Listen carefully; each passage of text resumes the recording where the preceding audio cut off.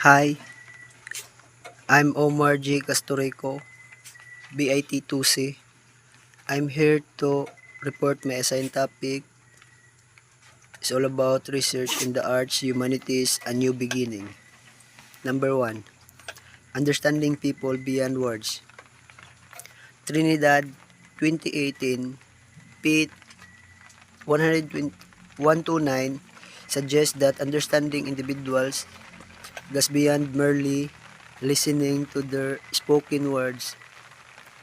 It involves exploring alternative methods to comprehend their lives, including their beliefs, attitudes, hopes, challenges, and aspirations. This, this implies that nonverbal cues, actions, experiences, and context can offer valuable insights into a person's inner world and life circumstances. So dapat ang topic nimo is understandable para sa mga individual ug dapat pud masabtan ang words or sentences nga naa sa imong research. Naapoy methods nga mo comprehend para sa kinabuhi sa mga tao. Ilang mga pagtuo, ilang mga kinaidya, hopes ug mga challenges mo implies pud ni sa ilang mga action experience. And then number 2, understanding research in arts and humanities. This statement describes a key approach to research in the arts and humanities. Understanding through work and ideas. In fields like arts and humanities, understanding individuals or concepts often comes not from direct interviews or explicit questions, but by analyzing their creations, art, literature, music, and etc., and the ideas embedded within them. Unique data source. The work itself serves as a primary data source, offering insights into the creator's perspectives, intentions, and the broader, broader context of their time. Analytical approach. Research involves analyzing the work, interpreting its various elements and connections, and then constructing a narrative or understanding based on this analysis rather than relying on direct statement from the artist or writer. Number 3. Research on Philippine art during the 1980s. This example suggests gathering data by observing and analyzing themes portrayed in artwork from the 1980s. This involves visiting museums, galleries, and private collections to directly engage with the art, as well as reading books that discuss these artworks.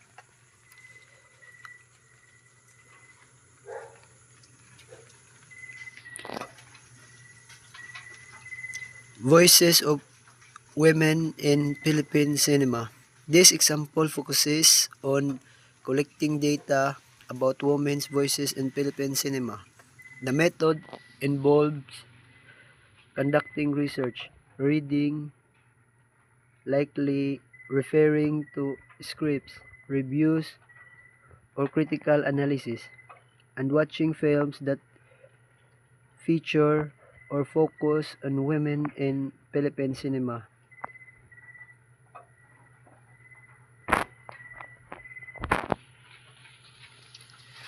And then number 4, primary data sources in arts and humanities research.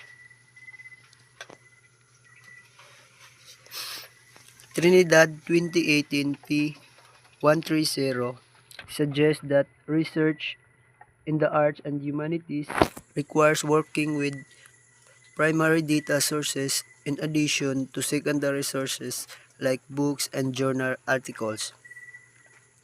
The, the specific primary data source would depend on the nature of the research within arts and humanities, but commonly include original artworks or performance. This could involve analyzing paintings, sculpture, musical composition, thre- theatrical performances, or dance. Archive, archival materials. This includes letters, diaries, manuscripts, photographs, historical documents, and other unique records that provide direct evidence of a past event or person. Artifacts, physical objects from a particular period or culture such as tools, clothing, pottery, or architectural elements can serve as primary data. Oral histories or interviews, direct account from individuals who experienced or witnessed events relevant to the research topic. Literary text in their original form. Studying first editions, manuscripts, or early printings of literary works can reveal insights into their creation and reception.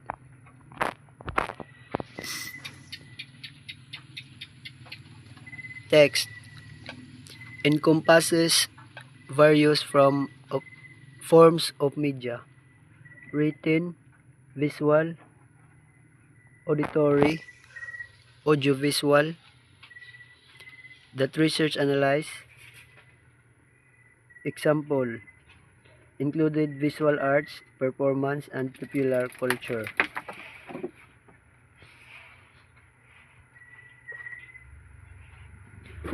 Archive materials, written resources like personal and institutional archives that provide insights into past events and narratives. Theory, a framework of thought used by scholars to deepen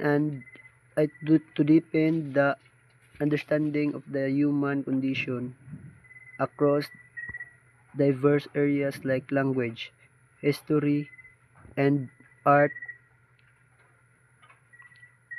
often characterized as critical and speculative rather than empirical.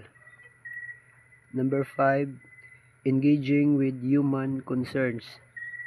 Humanities scholars aim to understand human concerns by questioning assumptions and exploring new perspectives. So when engaging the human concerns, dapat andam ka motubag sa ilang mga concerns kay ag mga tao good kay curious man. And then number 6, balancing rigor and creativity.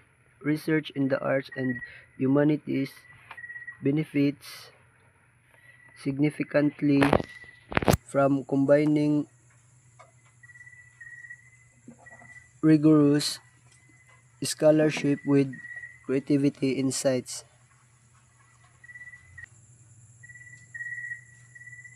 So, makabenefit daw ta through combining rigorous scholarship o creative insights.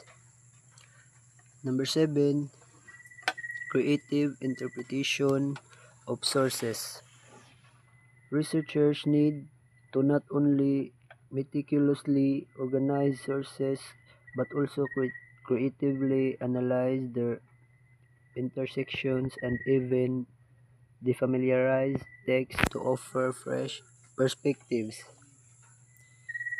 So, ag research nagkinahanglan dili ra organized sources. Apil na pod ang pagka-creativity nimo ug sa pag-analisa ug maka-offer pod nig fresh nga mga perspective para makuha nimo ang interest nila para sa imong research. So ang number 8 is integrating diverse perspectives.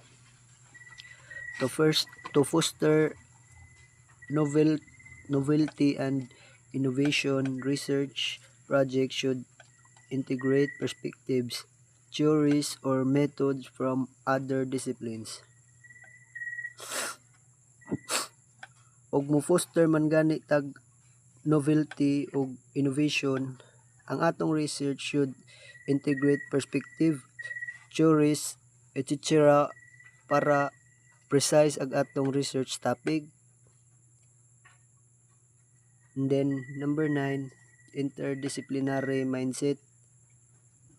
Interdisciplinary approach enhance the analysis, interpretation, and organization of ideas within scholarly work.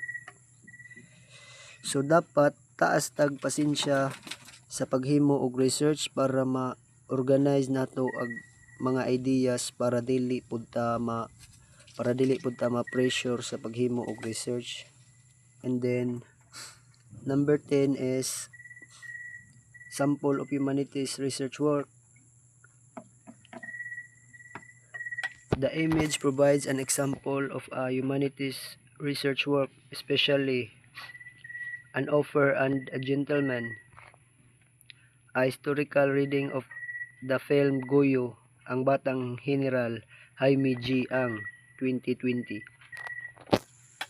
This title suggests a research paper or study that analyzes the film Goyo, Ang Batang General from a historical perspective, written by Jaime G. Ang in 2020. This type of analysis falls under the humanities as it involves interpreting and understanding cultural and historical artifacts like films. Image of women in selected in Philippine cinema, Jaime Gutierrez Ang, 2020. This citation refers to a work by Jaime Gutierrez Ang from 2020, likely a study or paper analyzing the presentation of women within specific genres of Philippine cinema using La Luna Sangre as a case study. Aswang, images of women in the canon of the Philippine horror cinema, Jaime Gutierrez Ang, 2020. This citation, also by Jaime Gutierrez Ang in 2020, focuses on the image of women within the established body of Philippine horror films, especially examining the folkloric creator Aswang. Thank you.